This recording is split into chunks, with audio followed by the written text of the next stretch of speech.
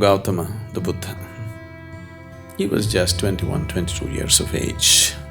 He cannot even have the time to get up and convince his wife. In the middle of the night, a prince leaves like a thief. Once you realize the limitations in which you're existing, you'll be in great urgency.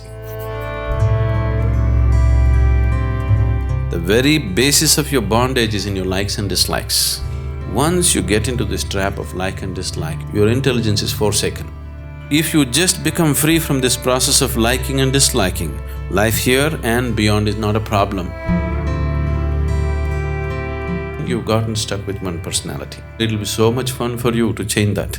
Your personality, we must maul it every day because you can experience a whole new person all the time. 7 days they're in samyama, you'll just simply forget who you are. The situation created is so intense. Don't ever believe that rich people have more ego. Ego is anyway there. Whether you handle it sensibly or senselessly, that's the question. What we need to bring in the world is not egolessness. What we need to bring in the world is just simple sense, life sense. There is something within you which doesn't want to settle for just joyful life either. There is something that this life is longing for. It's not a desire, it's its destination. Transformation means nothing of the old should remain. Awareness is not something that you do. The less you do, the more aware you become within yourself. If you stop doing all your nonsense, you're spiritual. The essence of life is in its process.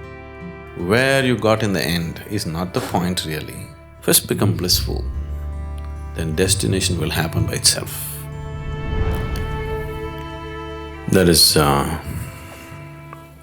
always a manifold way in which people make use of the spiritual processes. For some people, in many places, spirituality and all this spiritual… what do you call them? What are those talks called in Hindi? Pravachans. All that pravachan, everything is just an escape from the mother-in-law or cooking. For some, it's an intellectual entertainment. For some, they're seeking to learn something. They want to know something new.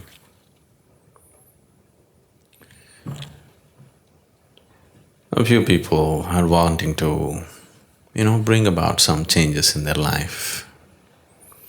They want to become a little more peaceful, a little more loving, a little more something else. Some change they want in their life. Some people are looking for transformation. You know the difference between change and transformation? Transformation means nothing of the old should remain. Change means improvement, self-improvement or transformation, or some people just really wanting to get lost into it, dissolve into it. So there are many ways and people are approaching the same thing. It's… which is the best way? I wouldn't say which is the best way because according to each person's needs, that's how they seek. You can't prescribe the best way to anybody. Right now, generally the human nature is such that whatever they don't have, that's what they will seek. They don't have health, they're seeking health as if it's the ultimate thing. If they don't have money, they're seeking money as if it's the ultimate thing. If they don't have love, they're seeking love as if it's the ultimate thing. Whatever they don't have, that's what they're seeking. That reminds me, this happened when we were in Trichy. You know Trichy? Tiruchirappalli? It's a medium-sized town in Tamil Nadu. In high school, the teacher came and asked the students, 8th or 9th standard children, if God appears in front of you and gives you a boon, what will you ask? One boy said, those days, Maruti car. I want a Maruti car. Somebody said, I want a bicycle. Somebody said, I want, 10 lakh rupees. Like this they went on. Then the teacher said, you idiots, what will you do with all these things? Ask for intelligence. Ask for knowledge, ask for intelligence. Why are you asking for all these things? So one boy stood up and said, everybody asks for what they don't have.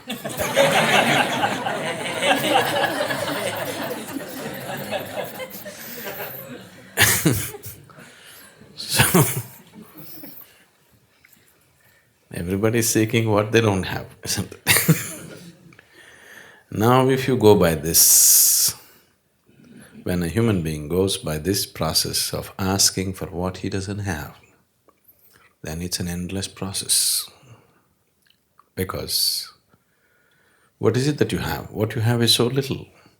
If you go on asking for what you don't have, you need 1,000 years and still you will be nowhere. If you start seeking the next thing that you don't have, it's an endless process, self-defeating process, isn't it? It seems to be taking you somewhere, but it doesn't take you anywhere. So, what is this about? If you don't seek, if there is no seeking, you don't go anywhere, Why would you go to any place if there's nothing to seek? Because that's the very basis of your activity, desiring and going after it, isn't it? The objects of desire may change and people may think one object is better than the other, but it's not so. Whether you're seeking money or home or intelligence or knowledge or God or this or that, desire is desire, The object of desire just changes the directions of your destination, but doesn't change the process of life as such. And the essence of life is in its process, isn't it? Where you got in the end is not the point really. In many ways, right now, the essence of life is how you're experiencing it right now. So, one's quality of life, if we are changing or if you're wanting to experience life in a little better way or in a much better way, whatever, changing the objects of desire is not going to make so much of a difference. It's the way we handle the process which is going to make the difference. But even if life becomes very pleasant and beautiful experience, it has to happen for every human being. But even if it happens, still you will see there is something within you which doesn't want to settle for just joyful life either. You're very happy, and after some time, even that doesn't seem to be enough. Because happiness is missing, right now the whole life seems to be pursuit of happiness. If you're joyful, then you will see it's not enough. In fact, if you're very happy, you will do many more things than when you're unhappy. Isn't it so? Because now you're charged and now there's nothing pulling you back. You have all the enthusiasm to go about and do lots of things. So there is something that this life is longing for. It's not a desire, it's its destination. It is not something, a desire that you created or I created. It is just longing to go towards a certain destination. The only choice that we have is either to move towards this destination consciously or unconsciously. Anyway, we are moving. Whether to go towards it consciously or unconsciously. If we are dragged towards something unconsciously, even if we are dragged towards heaven, we will suffer the dragging, isn't it? Yes? Now we grab you and we'll drag you out. You don't know where you're being dragged. You will suffer this. We will take you and put you on a beautiful beach. But that's later. But right now, all along from here to there, you are going to suffer it terribly, isn't it? So if you walk towards anything or if life drags you towards a certain direction and you are unconscious about it, you will suffer the process immensely. So if you look at it consciously, if you go towards it consciously, then the process becomes beautiful. That's all the choice we have really. And once we are conscious, we naturally hasten the process. Whatever we are unconscious of, and that level we suffer, you must understand this. See, right now you're driving on the street. You're completely unconscious of who is coming behind you, who is coming in front of you. Now you are going to get into one kind of physical suffering. Because you are unaware of the physical reality, physical suffering will come, something is going to break, isn't it? Now, you're unaware of what is happening in your body, another kind of suffering will come. You're unaware of what's happening in your mind, another kind of suffering will come. You're unaware of what's happening in your family, another kind of suffering will come. Similarly, wherever you're unaware, that level of suffering will come to you. Is it so? You're getting… this is a holiday, you're getting dead serious.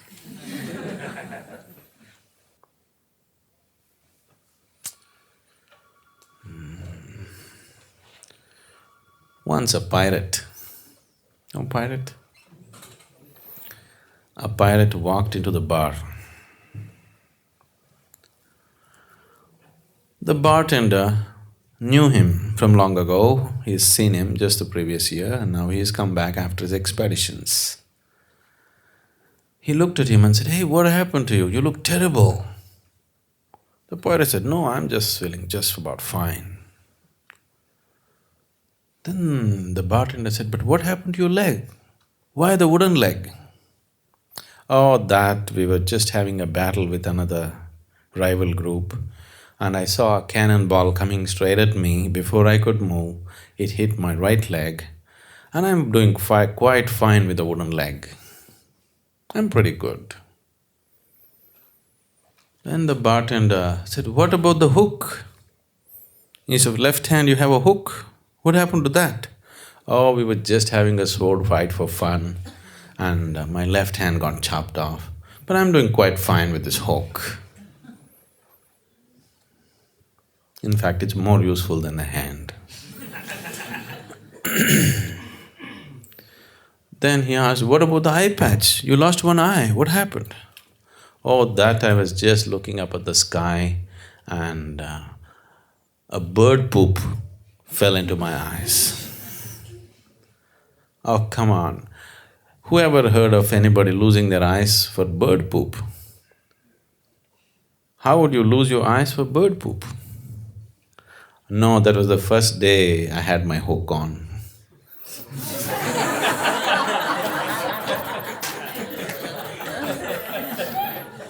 Whatever you're unaware of, there you suffer, isn't it? There, that brings suffering to you. So, we're talking about awareness, awareness, awareness. Awareness is not something that you do actually. In fact, the less you do, the more aware you become within yourself. The less your activity becomes inside, what you call as me, the less that becomes, the more your awareness becomes. The less your personality becomes, the more your presence becomes always. Personality means you have to do a lot to keep it up, isn't it? Yes. Most of the activity that you're doing to keep up your person is unconscious, but you're doing enormous activity to maintain a certain personality, isn't it? If that activity gets lowered, suddenly awareness gets heightened, because awareness is not something that you do. The very life is awareness, isn't it? The very basis of life is awareness. You know that you're alive only because you're aware, isn't it? If all awareness disappears, at least on this level, we can call it death. So, spirituality is not something that you do. If you stop doing all your nonsense, you're spiritual. No? Unnecessary nonsense if you stop, spirituality is, it's not something that you have to do and make it happen or create it. It's not so. But still, why… if that is so, why am I doing my pranayam in the morning? Oh that's because there is no breaks on your activity. What you do within yourself, you have no breaks on it. So, we are creating a certain physical, mental and energy situation where everything gets diverted from your activity. Slowly, the practice establishes a situation where the life energies raise to a certain pitch and intensity that slowly the activity becomes insignificant. It's still there. It's still happening. You've seen this in Shunya meditation, you just said. Activity is still happening, but it's insignificant. The same activity which was so significant has become insignificant. We have not stopped it. We have not done anything to hold it down, but somehow it has become not so important. You see this happening? When you just sit and meditate in Shunya, everything is happening, but it's no more important. It's lost its significance. It's lost its impact upon you. It's lost its influence upon you. It doesn't mold you anymore. All the activity of the mind stops molding you. You're no more being molded by that activity. This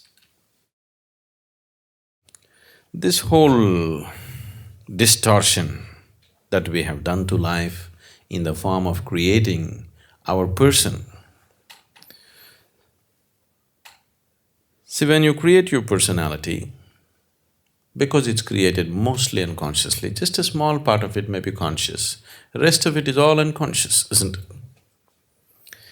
When you create your personality, somewhere, in one way, it means somewhere you thought Creator has not done a good enough job on you, isn't it? If it needs improvement, definitely He did not do a good enough job on you, isn't it so? So why would you feel that such a grand creation is not good enough? Something that's so enormous and fantastic is not good enough, why?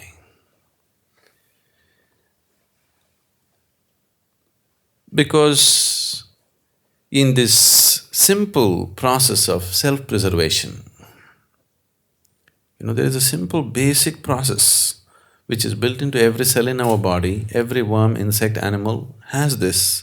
We also have it. This simple process of self-preservation, we don't know where to contain it. It has just spread itself into everything. Because it spread itself into everything, you have to create a small person of yourself who will defend himself all the time. As we've been looking at in the programs, the only thing that needs preservation is your physical body. Your personality, we must maul it every day. It should be okay, isn't it? If every day if you can make mincemeat out of your personality, you could create another one tomorrow morning, isn't it? Isn't it so? We've been trying to do that gently, because if I go very hard at it, you'll run away. Gently, step by step, we're trying to make mincemeat out of your personality so that it becomes a flexible aspect. You cannot live without a personality. You need one to exist here, to go about in the world, do your work, manage things. But if it's a flexible thing, that in different places, as it is necessary for the situation, you can put on the right kind of personality, then it would be fine. But right now, it is like a rock, it sits on you all the time. Anything that doesn't fit into its ambit, it makes you suffer, isn't it? Who drew this caricature that you call as myself? Definitely yourself, but influenced by so many people around you. You know, you're 15, 16, you go and watch a Amitabh Bachchan movie, you come home and try to walk like him unconsciously.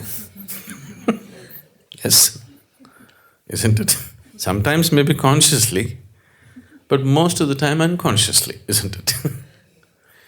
So, this caricature came into existence because of all kinds of bits and pieces that are gathered.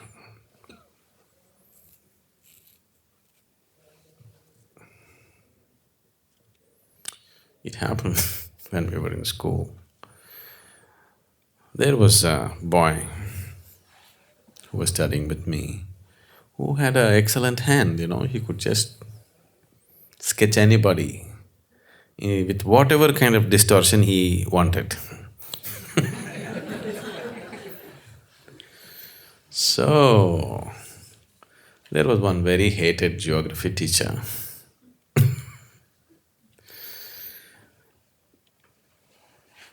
And when he entered the class, this boy had a horrible caricature of him ready on the blackboard. Badly distorted, but everybody can clearly recognize who it is. With all kinds of very bad distortions on him. Then he walked in and as usual, he walks into the class always with a temper.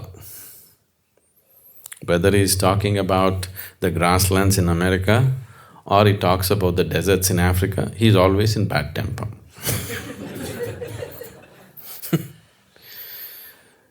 The moment he saw, he just… one thing he was angry, another thing he was somehow hit by the whole thing, the distortions. Then he asked, who is responsible for this terrible atrocity? As usual, everybody will suddenly interested in geography, very studious and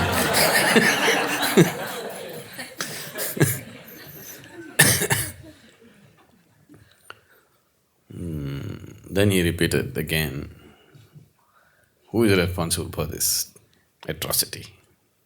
He thinks it's an atrocity. We thought it was an appropriate thing. Then somebody made up their mind and stood up and said, we really don't know, but it should be his parents.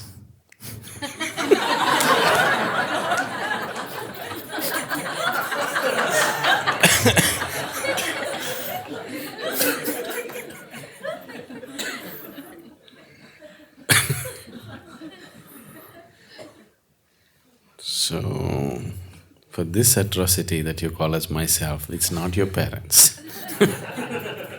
This is you. Only you can commit this atrocity of distorting yourself into such a tiny possibility when an unbounded possibility was what you were offered. With life, you were offered an unbounded possibility. You made such a bad distortion and made yourself into such a tiny possibility. If you stop creating this caricature, because this caricature cannot exist one day without your support, you need to support it all the time.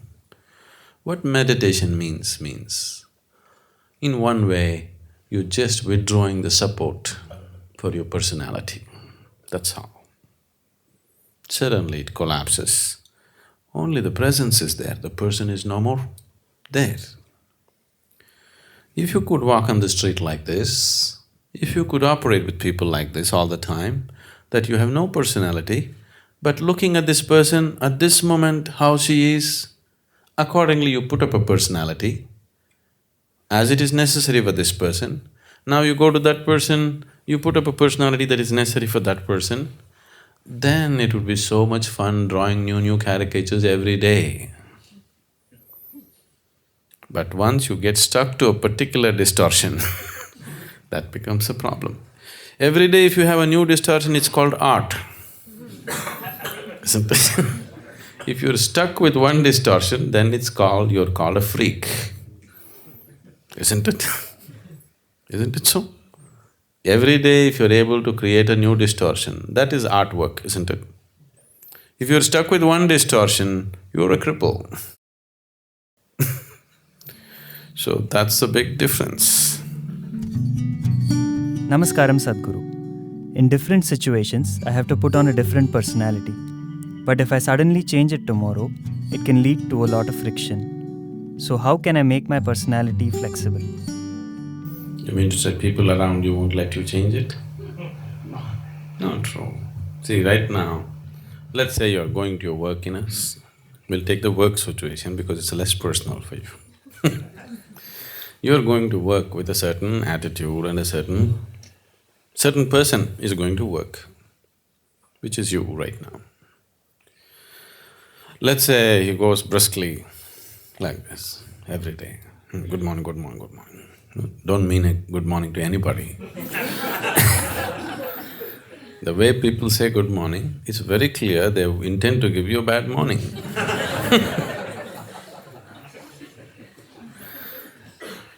So, suppose you are going like this. Tomorrow morning, if you go, really say good morning to people and smile at them and maybe hold their hand and ask some personal question, talk to them and go in, maybe you'll waste 5–10 minutes going into your office. But if people around you are happy, you'll have a lot of extra time on your hands because they'll run around and do things better, isn't it? If you have people who are sitting there with a grouse, then they will make your life miserable in so many ways. Not one way. You have to live with them, but these people have a grouse against you. They are going to make your life so bad, isn't it? Now, can I change my personality every day? Won't it confuse people? Not at all. They would enjoy you most.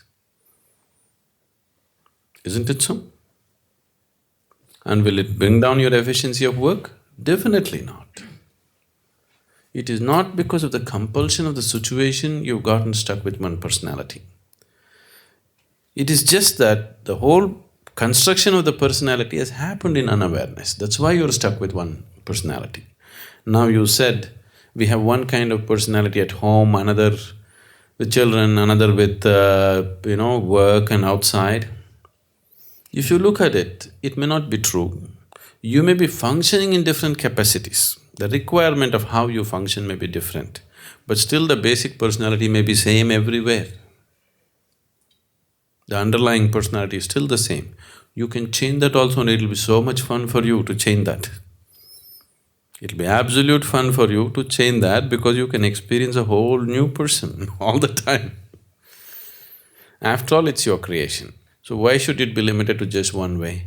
If God had fixed a personality for you, that's all there is. But when you have built it, like you change your clothes every day in different ways, isn't it? But most people cannot even change that, isn't it? They've gotten used to a certain thing and that's all it is, isn't it so? You're stuck to one personality. It's just the actions are different because the situations are different. But the person is same, isn't it? So the person is same because what your personality is has become you. You're completely identified with it. There is no distinction between you and your personality, isn't it?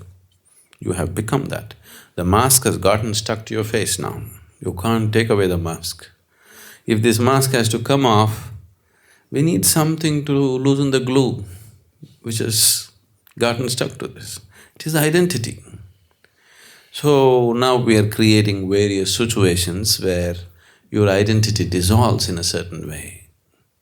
meditation or any kind of yoga practice, whatever is, just to loosen the identities so that there's a little more flexibility about it. Maybe the whole of it has not come off, but at least you can adjust it a little bit. So mask being totally stuck, at least little you're able to take a breather.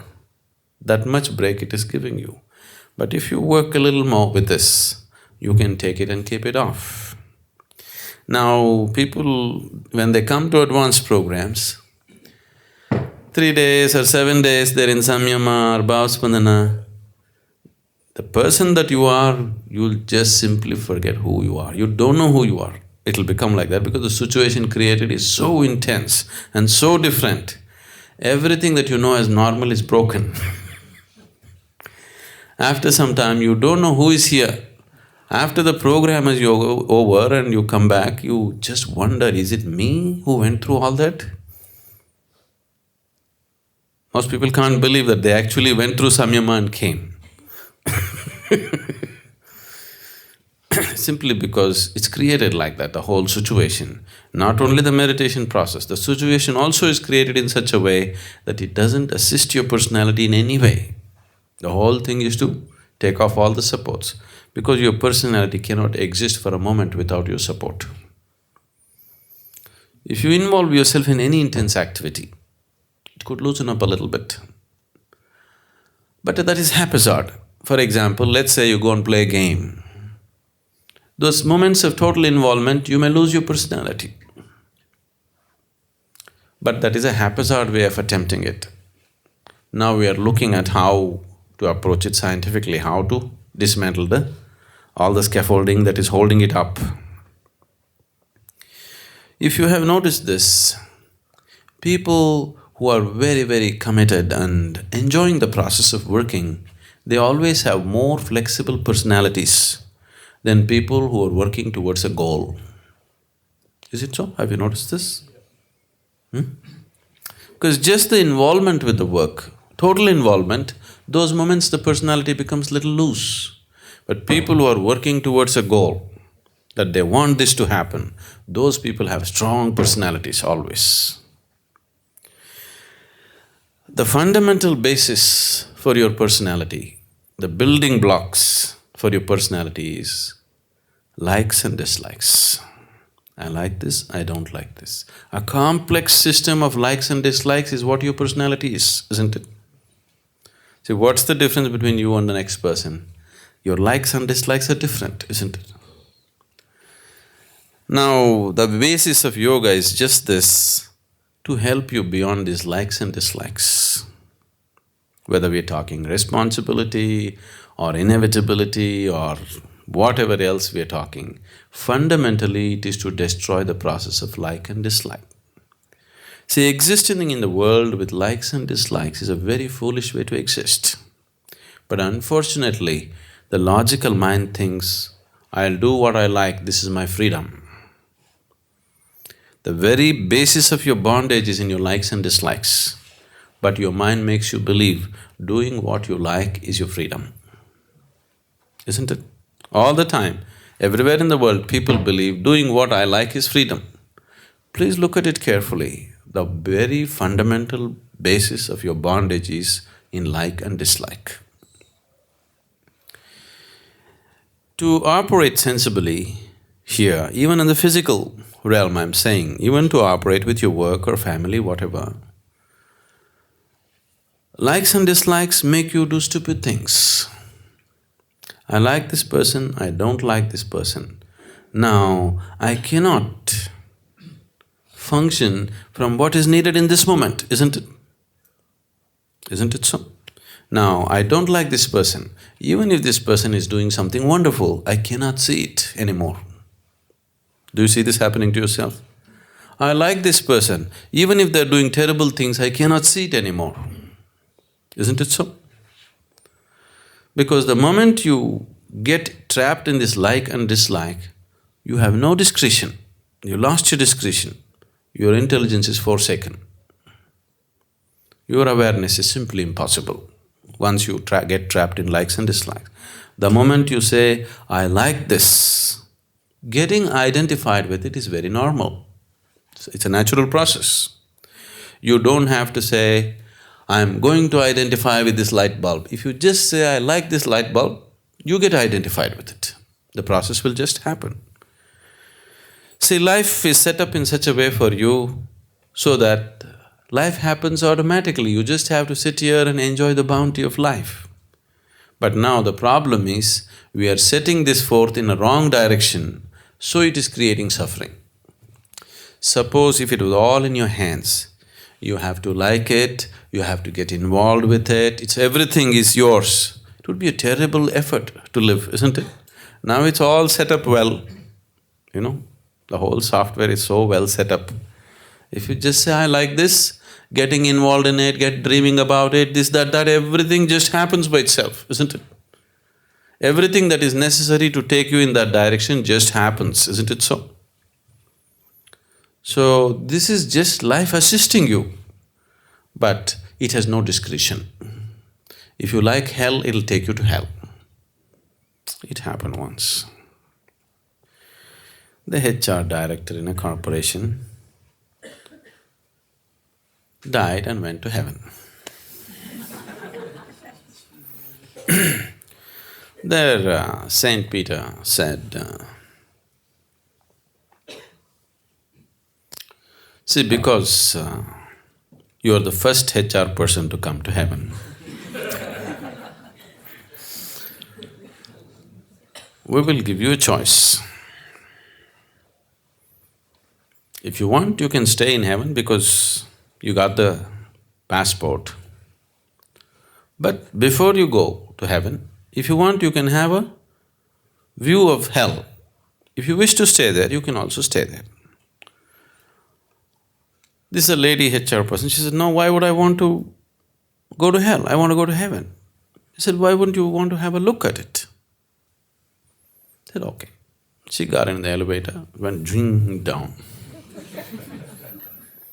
Then the elevator doors opened and it opened into a beautiful garden. On the poolside, very beautiful people are swimming, sunbathing, and there's a wonderful golf course and then a nice clubhouse, the works. She said, oh, this is great hell. She had a view of that and then Saint Peter said, okay, you have a view of heaven, then you choose. Then she got in the elevator, it went up. Supposed to be down and up, okay. That's a direction, at least you better know. Now we are down.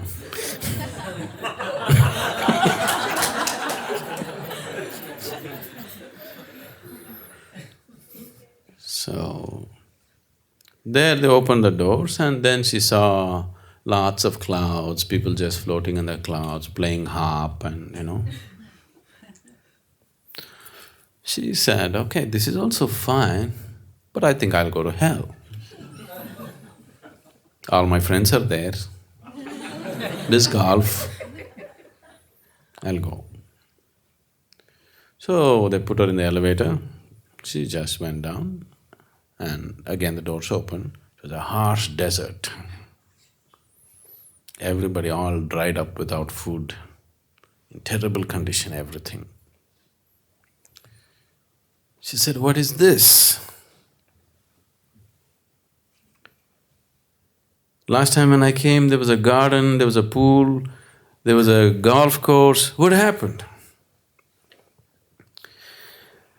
So they said, that was just the first day, Now you're staff.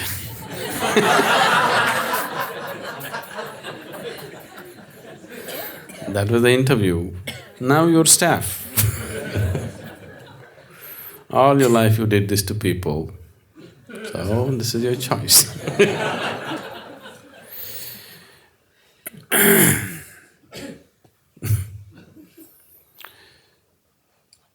Your personality. I don't know, if you're working in places, at least if you're HR, is there anybody HR? Oh. Especially if you're HR, maybe, you also… you're supposed to size up a person, you know. Somebody new walks into your office, you're supposed to size them up, where they will fit into this whole machine of an organization. So, if you're willing to look, people's personalities are always hanging out, you know. They need not say anything, they need not do anything. If you just look at them properly, the very way they stand, sit, you don't need any great yogic intuition. Simply a simple observation of a person, the very way they stand, the way they hold their hands, the way they smile, the way they do things, their personality is just hanging out of them. So it's so obvious to everybody except to yourself, you know. That's the whole thing. So many small aspects of your personality, you yourself do not know unless somebody comments about it, isn't it? Isn't it so? Namaskaram, Sadhguru. People in important positions have big goals and targets to achieve, but they have a big ego or ahankara. How can we help them stay focused on the targets without a sense of ahankara? About ahankar. I know what's ahankar. Every day I face it.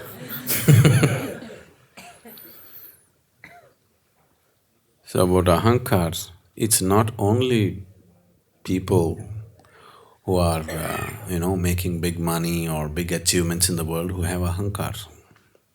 Even the beggar on the street has the same level of ahankar, but right now he cannot afford to flaunt it.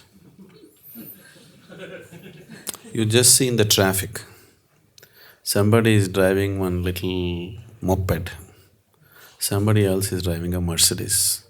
Just see who is more egoistic, just watch the traffic and see. Have you noticed this? Who is more egoistic? The little guy in the moped is more egoistic than anybody. He goes with absolute disregard for everybody else around him. Isn't it so? Isn't it so? The man who is driving a broken down Fiat as a taxi driver is much more… it's not even his car. He is much more egoistic than the man who is driving a Mercedes out there, isn't it? So, ego has nothing to do with one's success.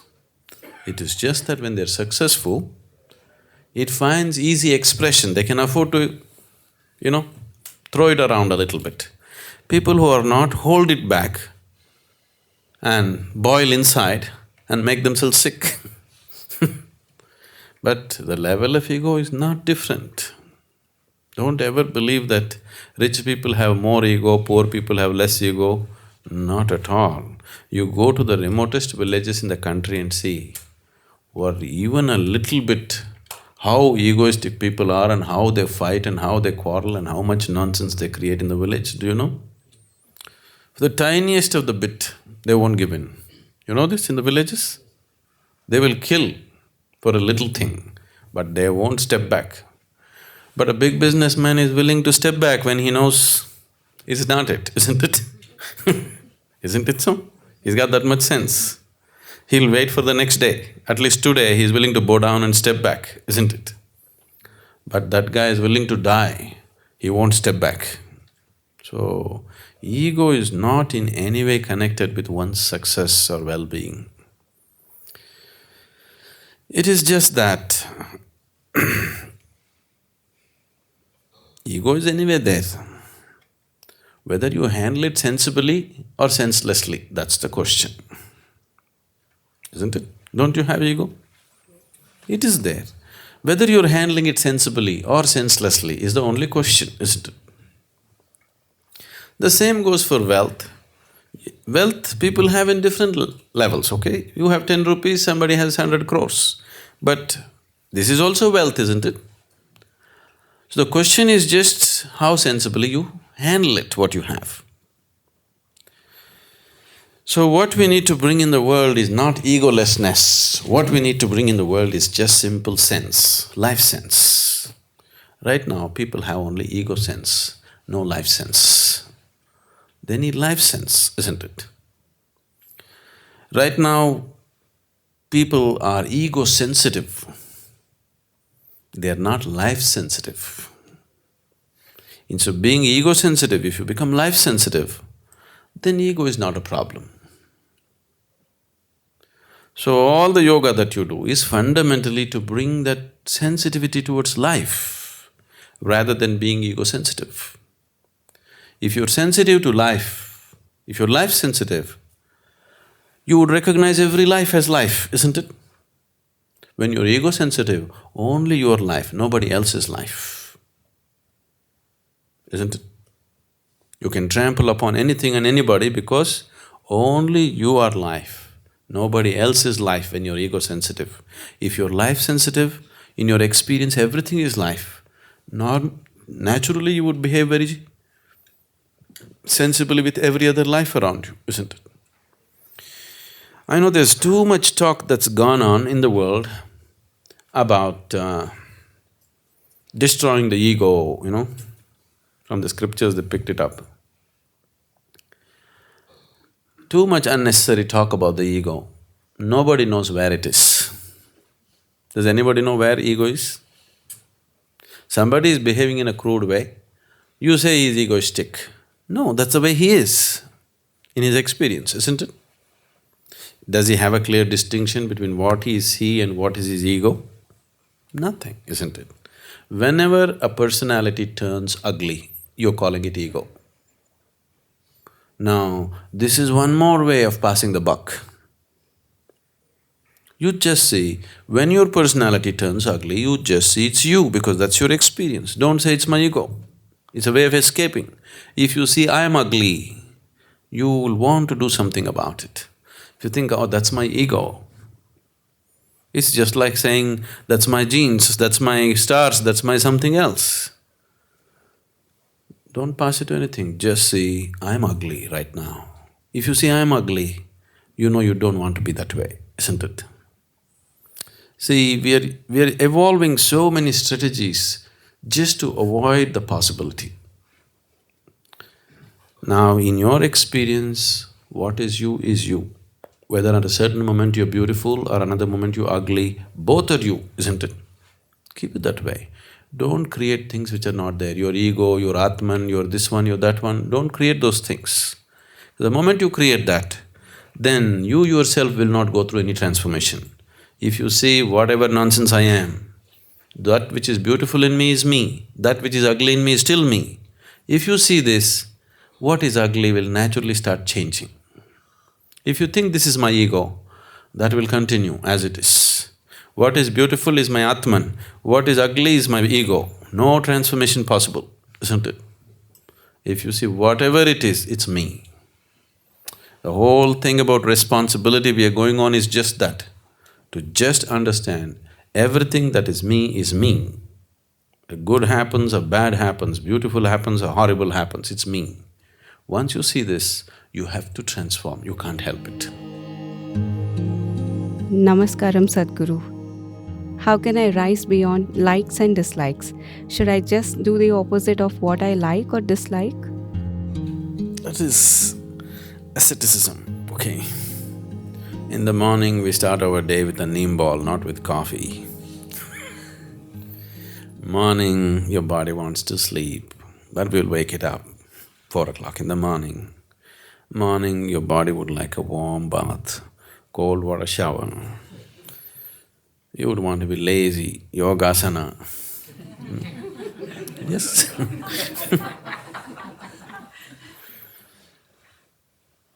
So, whatever your physical nature says, just saying the opposite of that is asceticism, The physical dimension of you, whatever it says, you say the opposite. That's what hatha means. Hatha yoga? Hatha means one level, it is sun and moon. On another level, hatha means, you know what's hatha? Is there a word like that in Hindi? Hat. Stubborn or… okay. Being adamant. So, just being absolutely adamant with the physical nature of you. Whatever your body says, I want, just do the opposite. So, if this is done with the right sense of awareness, yes, it is a good method. But not necessarily so, that it's not necessary everybody has to go this way. There are gentler ways of doing it. If you're a hard nut, that's the best way to do it. If you are sensible, there are gentler ways of doing it. Now, this like and dislike.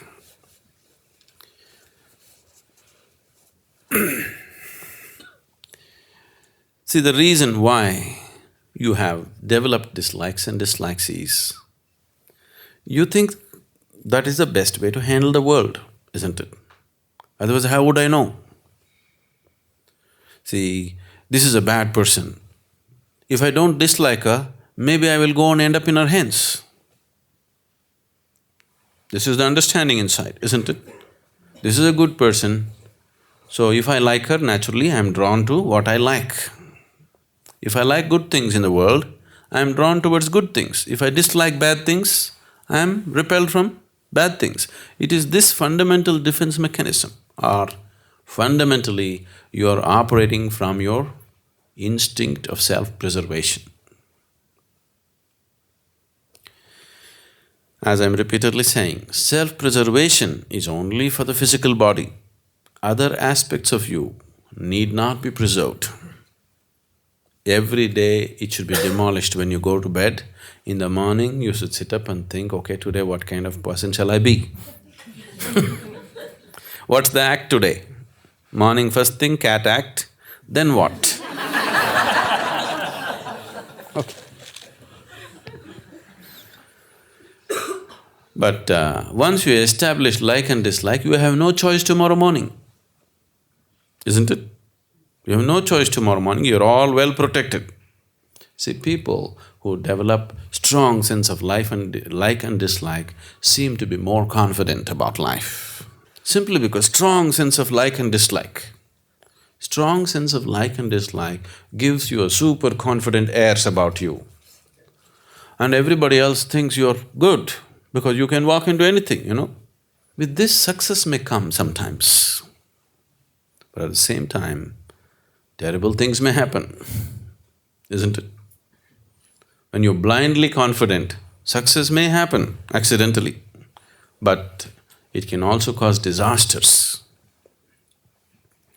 And definitely, internally it will not do any good thing to you because it makes you absolutely sure of everything.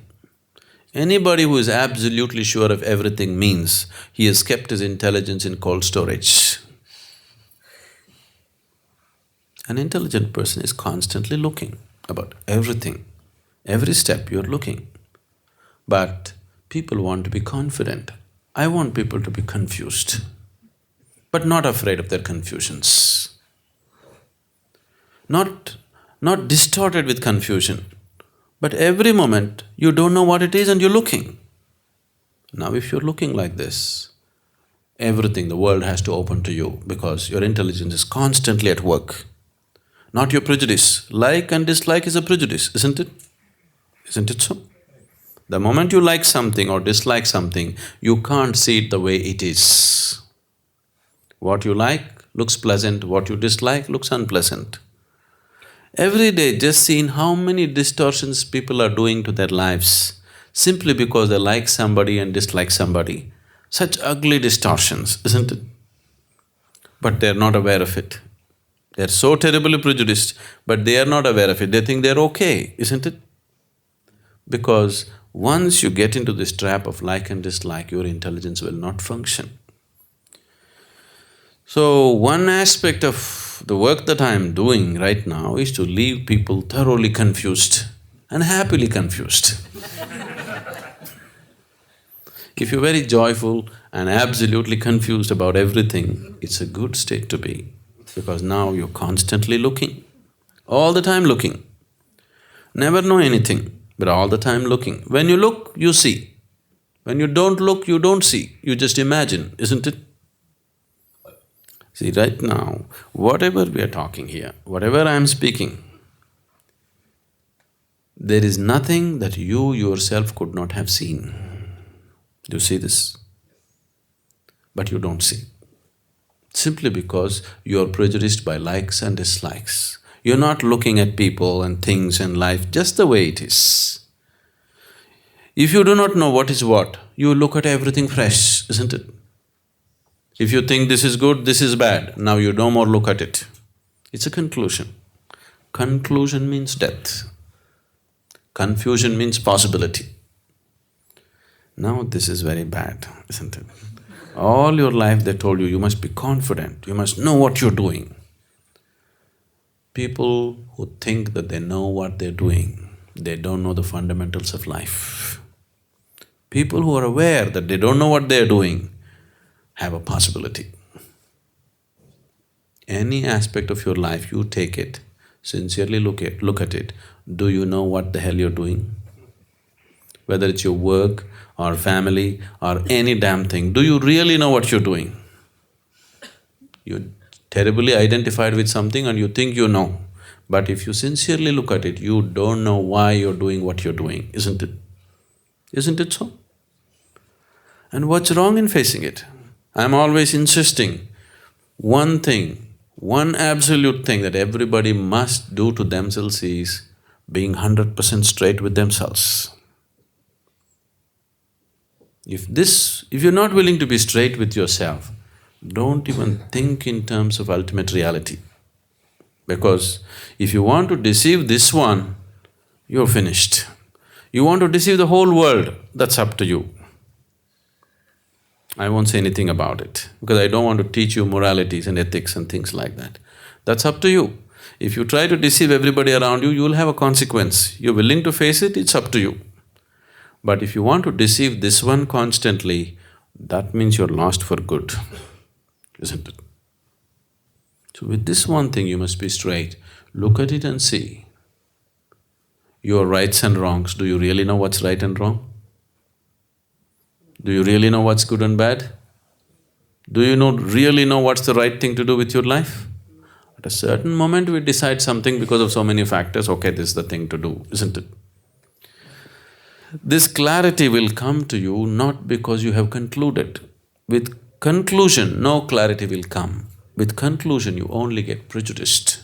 Clarity will come simply because you are unwilling to conclude about anything, you're just looking at everything the way it is. So the moment you establish likes and dislikes, you are clouded. You have no clarity to your vision. What is right in front of you, you will not see all your life. So you want to start with the nimball, it's good. You should. For you, Hatha Yoga is good.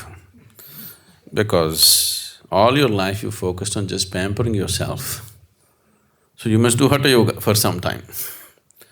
You feel like doing this, just do the reverse. You like to do this, just do the reverse.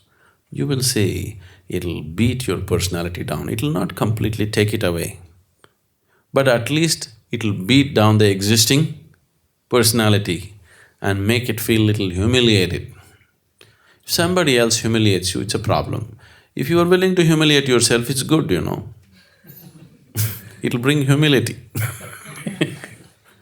If somebody else humiliates you, it brings disgrace. But if you humiliate yourself, it'll bring humility, isn't it? That's good for you. Now, is this Hatha Yoga like creating a problem and then solving it? No, not really. This is not like how the religions are going on, creating guilt in you about something and then trying to fix it with forgiveness and this and that. This is not that kind of thing. This is coming from a certain awareness, understanding that likes are a bigger bondage than dislikes, always. Have you noticed this? What you like is always a much bigger bondage than what you dislike. What you dislike, you can shed it very easily, isn't it? What you like. See, people go to Kashi or Varanasi, they're supposed to give up what they like. But usually they give up bitter gourd and come back. Because they don't like it anyway. They want to give up something that they don't like. Giving up something that you don't like is always easy, isn't it? Very easily it'll drop off. But what you like has a huge bondage. It doesn't matter where you go, it draws you, isn't it? So Hatha Yoga helps in that way. But this is not a treatment like the religions are giving you. Whatever you do, you make you feel guilty and then they will absolve you with a forgiveness or confession or this or that or whatever different methods every religion has. That is more like on a certain day, one man was walking on the seafront and a salesperson approached him and said, "Sir, toothbrush, 1,000 rupees. He said, "What? Toothbrush, 1,000 rupees? That's robbery, are you not ashamed?" The salesperson looked genuinely hurt.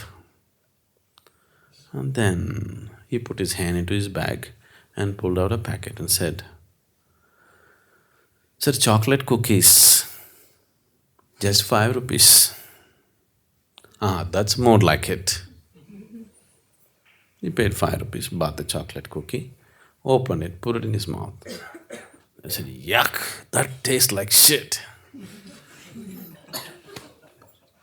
The salesperson said, "It is, sir. How about a toothbrush, sir?" No.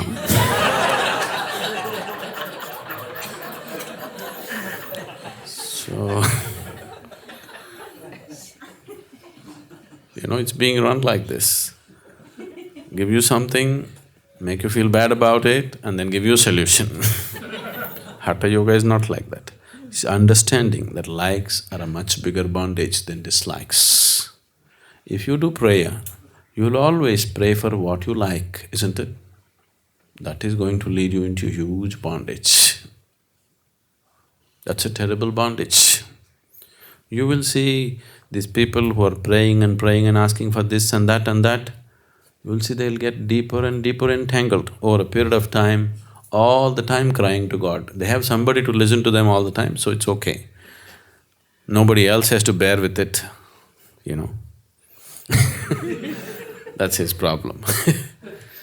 So, it goes on and on, it gives them some relief and they carry on. But you will see once you start investing life in terms of strong likes and start using every kind of method, especially prayer is a powerful method, if you start using this, you will see the bondage becomes deeper and deeper and deeper. Maybe some of those things will come true in your life because you're focusing so much attention on it. They may happen, what you like and you ask for may happen. But the more they happen, the more you're getting into the trap. So, should I not have the pleasant things around me? See, having things around you and even acquiring things, the things that you want, can happen without any strong sense of like and dislike. Something is beautiful, it's beautiful. You want a beautiful thing around you, so you have it.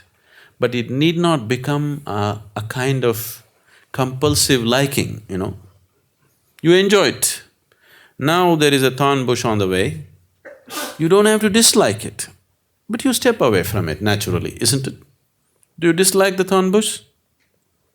See, even if you don't dislike it, just the necessary action will anyway happen, isn't it? Similarly, even with liking, even if you don't like it, if something is beautiful, the necessary action will happen. So, we brought the flowers inside, not the thorns. You don't have to develop a huge liking for them and bring them. They're beautiful, they're fragrant, so you bring them, that's all. You bring them here for their quality, not because you like them. Do you understand the difference? You brought these flowers inside because of their essential quality, because they're like that. Not because I like them or you like them, isn't it?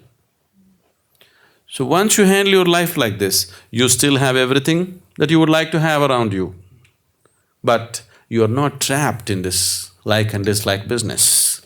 You can have the whole world around you today, all the riches in the world around you, enjoy it thoroughly, but tomorrow morning if it is gone also, it makes no difference because you have no bondage of liking with it. You just enjoyed it when it was there, that's all. And that will extend itself to every aspect of your life, including your own body. You like your body very much, actually. There's a very deep sense of liking towards your own body, isn't it? However it may be, nobody in the world may like it, but you like it, okay? Because there is a very deep sense of like and identification with the body. You cannot identify yourself with something if you don't like it, isn't it so?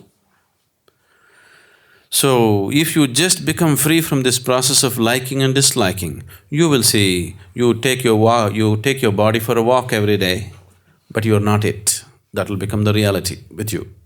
Once it's like this, life is not a problem, Life here and beyond is not a problem. Once you walk your body up and down, but you're not stuck to it, then your life here and beyond is not a problem anymore. It gets handled by itself. Namaskaram, Sadhguru. How did you learn so many moral values?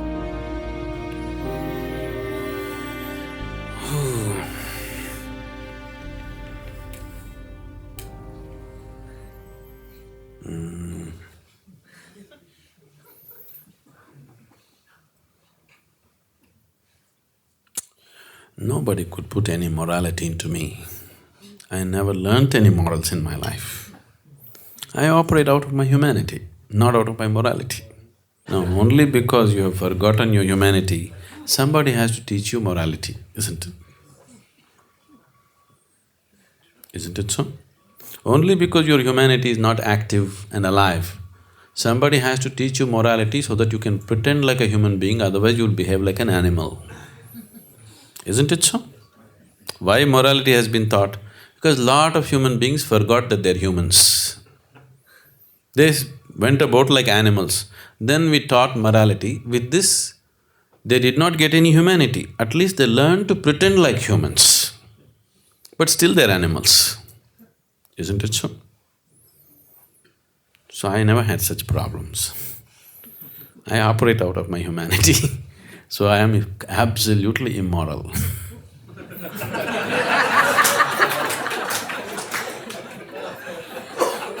Really. I have no sense of right and wrong in me. It's just out of my humanity, what's needed I do.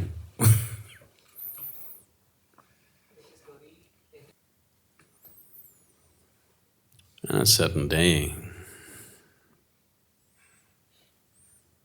a little boy, a 6-7-year-old boy,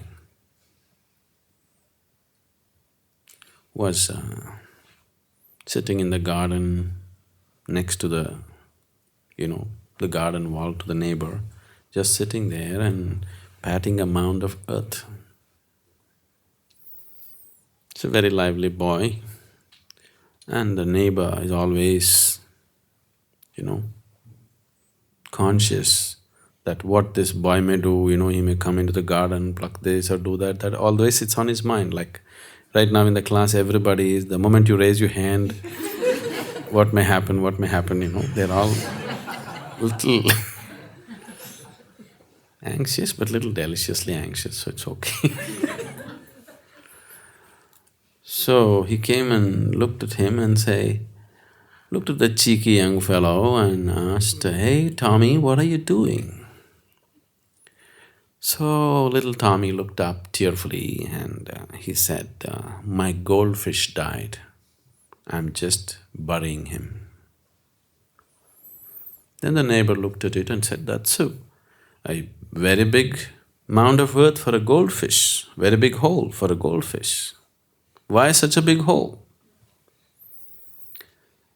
He said, "My goldfish is inside your cat."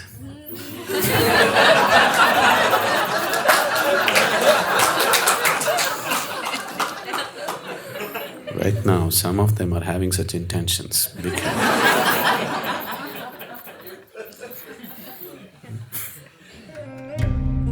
Namaskaram, Sadhguru. With regular practice of sadhana, I'm becoming aware of the rigidity within, and I've also realized that I am my biggest enemy. If you have an enemy, you must kill him. only then you can live in peace, isn't it? Either he must become your friend. If there's no way to become a friend, you must kill him. Isn't it so? If you have a very active enemy, is there any other choice? Is there any other choice? Oh, you don't like it, it's very immoral. But in life, is there any other choice? Either you must make friends with him, or you must kill him. This is the only way to solve the problem, isn't it? If he's an active enemy, isn't it so? Whether it's outside or inside, that's the way you handle it, isn't it? Either you must make friends with him, or you must kill him. Which are you ready for? Now India, Pakistan, either we have to make friends with them, or we must destroy them. There's really no other way, isn't it so? Yes? Whether you mentally approve it or not, that's all that's going to happen anyway, isn't it? Then how do we do that? How do we do that? You will never kill what's dear to you, isn't it? So your enemy somewhere inside is very dear to you, isn't it? You remember, 5,000 years ago, that very popular playboy said… No, you don't remember?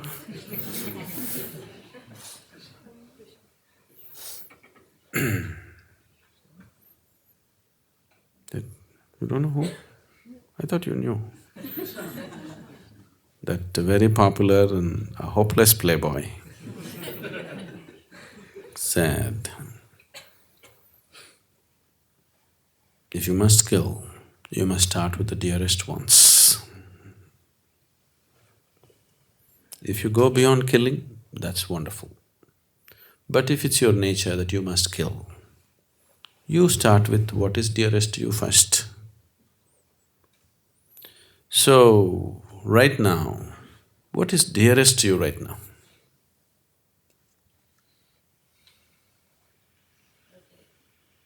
Myself. Yes. So, how to kill this myself? When you say myself, it is just the person, isn't it? It's just the person.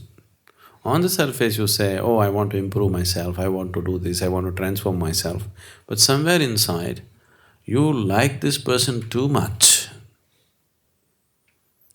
Anything that you like, can you change? Can you change? You cannot. If you dislike, you can change, isn't it? If you like, you cannot change. So, we've set forth these kind of things. Now,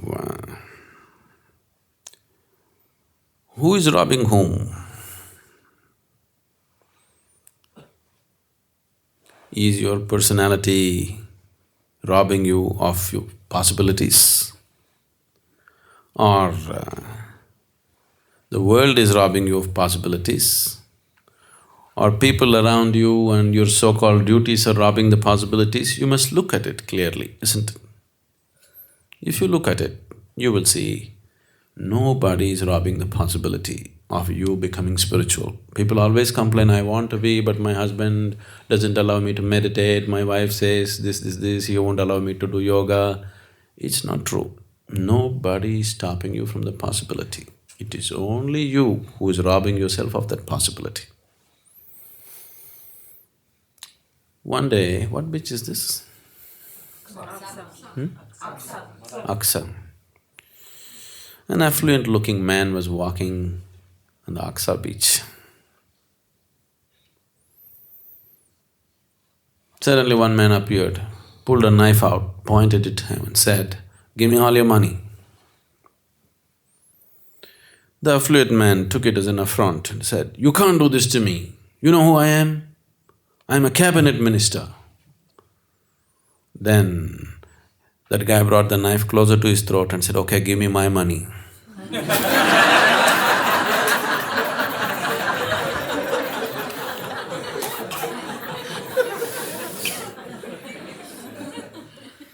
So who is robbing whom must be clear to you, isn't it?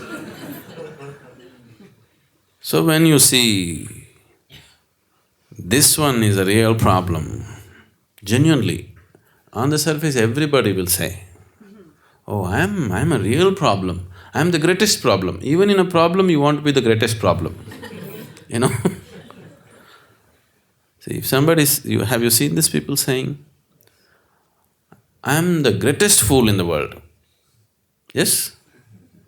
Even if you're a fool, you want to be the greatest fool, you know. You don't want to be a simple, ordinary idiot.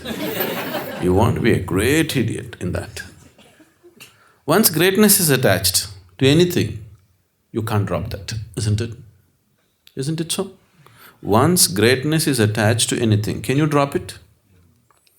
If you think, I'm a great idiot, can you drop your idiotic nature? You cannot, you know. You just see you're a common idiot. Because every other idiot is doing the same thing. Isn't it so? When you see you're just a mediocre idiot, now you don't want to be that. I am my greatest enemy. No. You are just a stupid enemy like anybody. Very easily you could be brushed aside. But because you make yourself into a great enemy, you cannot brush this aside. So, you need to just see that who you are right now or what you call as myself right now is propped up by many things which are around you. Maybe your home, maybe your husband, maybe your child, maybe your wealth, maybe your jewels, maybe your clothes, maybe your career, maybe something, or all of them put together. It's all these things which you're calling as myself actually, isn't it? You have not found any other substance as myself, truly. It is just these things which you're calling as myself. So, maybe that's where the key is. You don't have to start disliking your family or your work or this or that. At the same time, you don't glorify it. You just don't learn not to glorify it. You look at your children and you think, oh, they're so beautiful. They are not, they're just like any other kids. You know, isn't it so? Isn't that the reality? Okay, you tell them, you tell your wife you're the most beautiful woman, but you don't believe it. That's part of the management.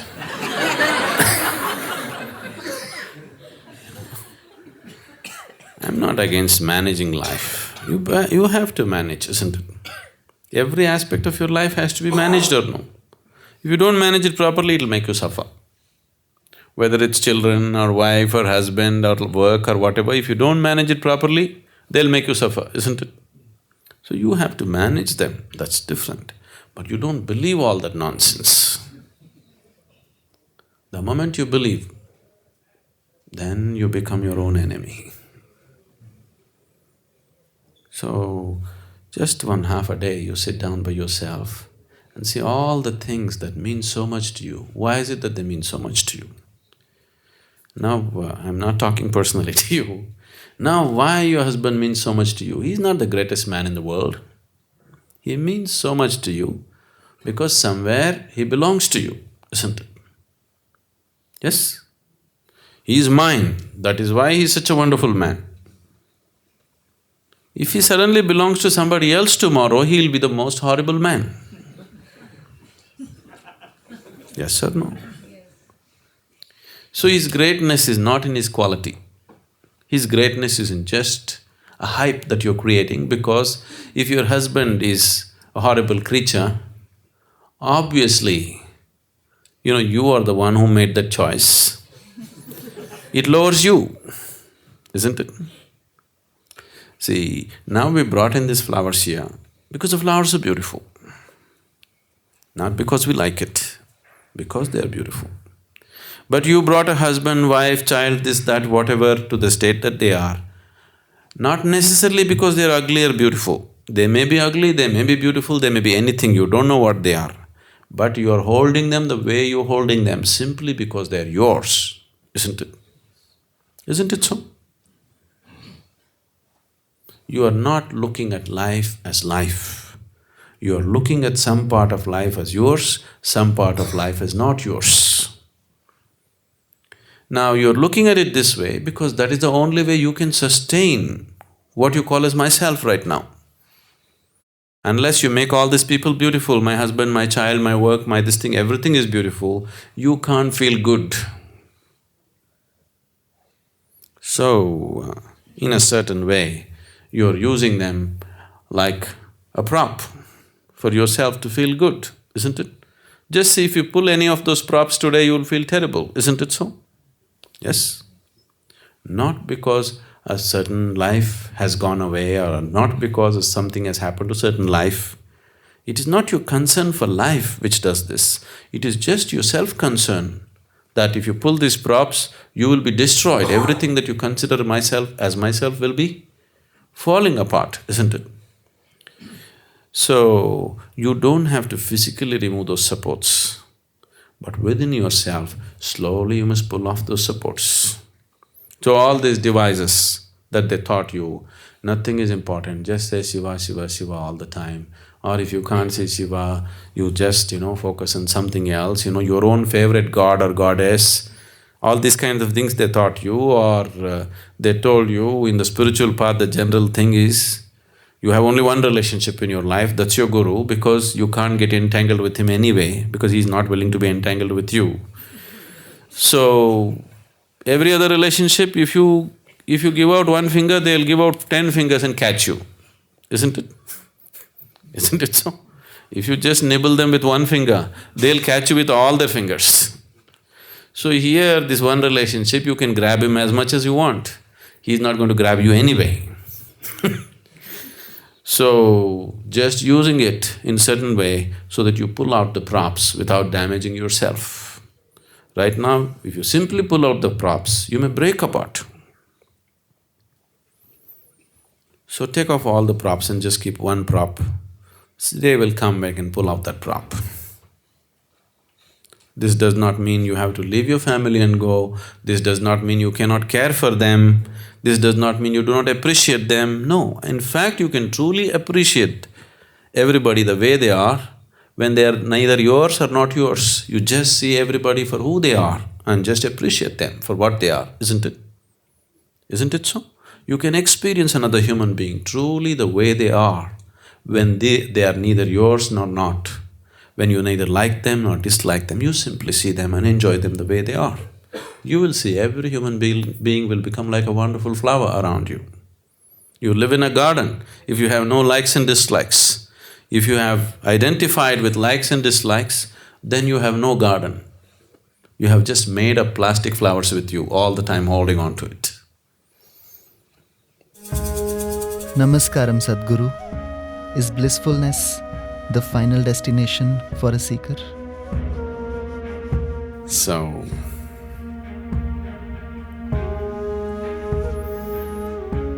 one thing is, why we are always thinking of a final destination is because we are not blissful. If we are very blissful, we are not so much bothered what is the final destination, isn't it? Isn't it so? You're riding the bus from Bombay to this place. You are so happy riding the bus. Do you care where the hell it goes? Now you don't enjoy the bus ride, you're puking your guts out. Now you're just waiting, when will we get there, when will we get there, where is the destination? You're so blissful riding the bus, who cares where it goes? Whether it goes up a mountain or a beach, do you care? No. So, first become blissful, then destination will happen by itself. If you create a destination, it's an imaginary destination, isn't it? Yes?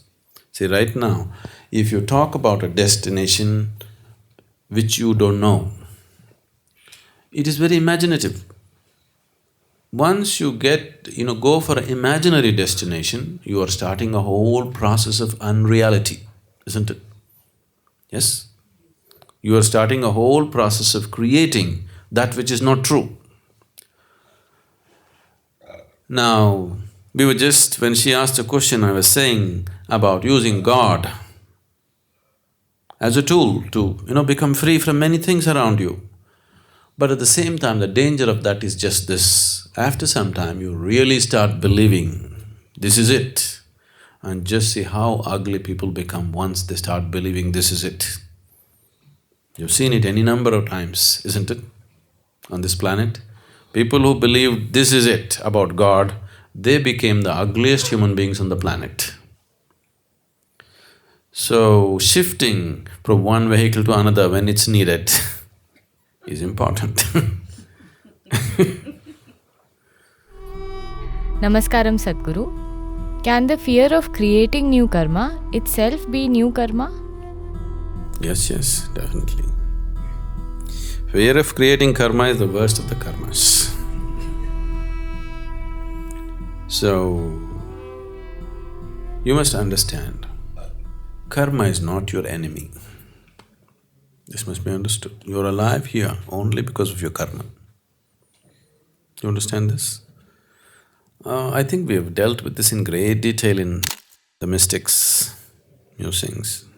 How many of you read the only bondage chapter? Okay.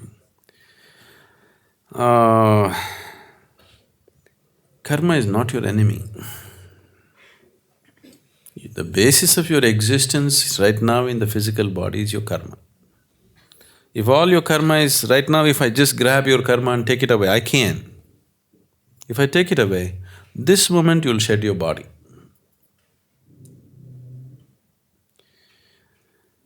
It's like pulling the plug on you. If you just dismantle your karma this moment, you will see this moment you will shed your body. You can't hold on to your body anymore. So karma is the glue. Karma is that which has cemented you to the body. Do you want to lose it? Huh?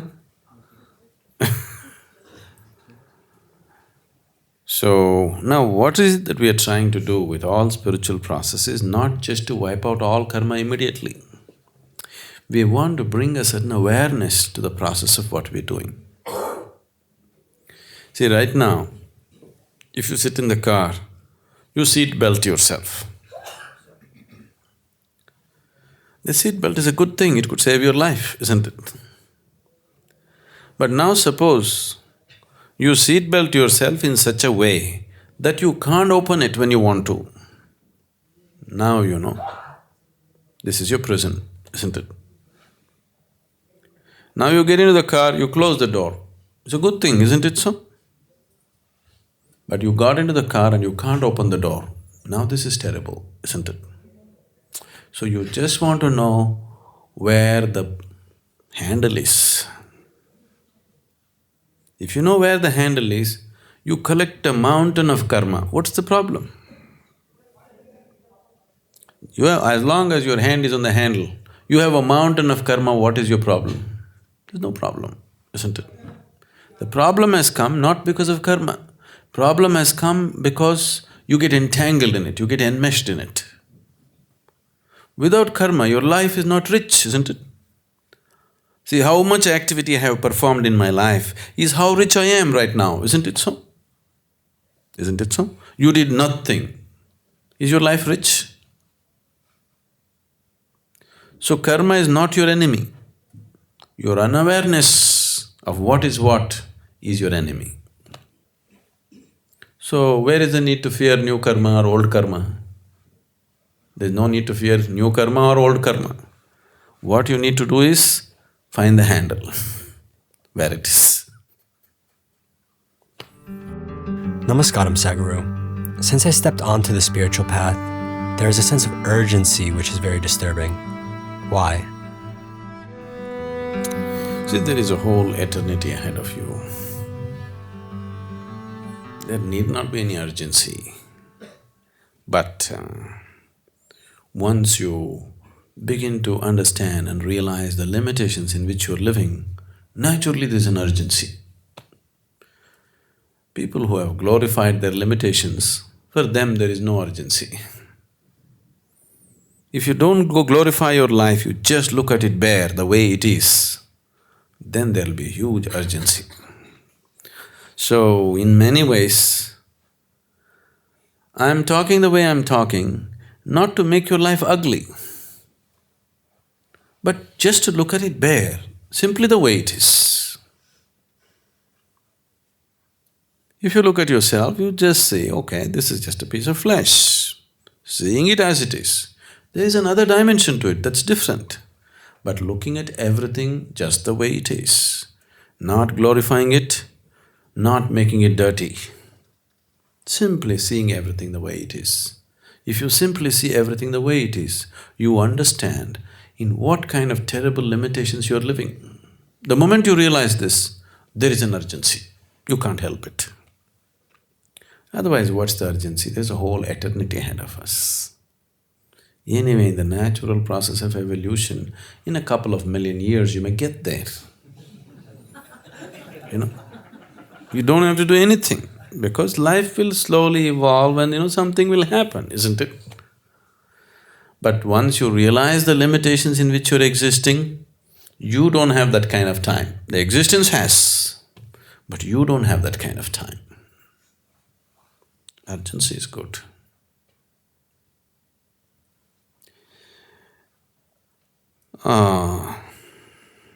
You know Gautama, the Buddha. He was just 21, 22 years of age. Prince, everything that anybody would want in the world, he has, because he's a prince. He's married, he has a loving wife, a 1.5-year-old child, a little infant, that is very dear to him. See, you should understand, a man like Gautama, who is so sensitive, definitely would have immense love for his child and his wife and all this. He's not somebody who's callous. Definitely he's not. An immense amount of feeling and emotion and love he has. But the moment he realizes the limitations in which he's living, such an urgency that he cannot even have the time to get up and convince his wife. In the middle of the night, a prince leaves like a thief. 8 long years later, after his enlightenment, when he came back, still Yashodhara, his wife, was angry. It didn't cool off. She was still angry. And the moment he came, she started, "You fool, you walked away like a thief. What kind of a man are you? I thought you were something." He said, "See, I am not that person. Everything has changed about me." He said, "I don't want all this bullshit." "What kind of man are you? Why did you walk away like a thief? At least you should have told me." It started. Even he had to face it. It's not that he had an easy ride. He had to face it like anything. He is beyond it, but still he has to face it, and that is so for everybody. But the moment you begin to see the limitations in which you're existing, now wanting to go beyond that is a natural urge, because there is something inside of you which cannot exist in limitations, and that's your biggest fortune. That's your biggest fortune. People are tranquilizing that fortune all the time by glorifying their life. After all, people are driven, people are driven by their hormones, their chemistry, their this and that, but they have to glorify it in so many ways, isn't it? They don't glorify it, it'll all feel dirty. Now I'm not talking about making it dirty. It's neither dirty nor is it beautiful. It's just life, it's bare. And there is beauty in bareness if you are willing to see. Or you want frills, you can add frills. If you add too many frills, then you don't know whether you're wearing a skirt or not. That's what has happened to people. They got so much frill, they're always afraid, they don't know whether they're really wearing a skirt or not. All the time they're self-conscious now because of these frills, isn't it? Isn't it so? Terribly self-conscious people are simply because so much frill, you don't know whether you're wearing clothes or not. You cut down all the frills, either your basic raiment or your nakedness will be clear to you, isn't it? It better be clear to you. Once it becomes clear, how can you not be in urgency? You'll be in great urgency. If you're not in urgency, simply because you're wearing a lot of frills.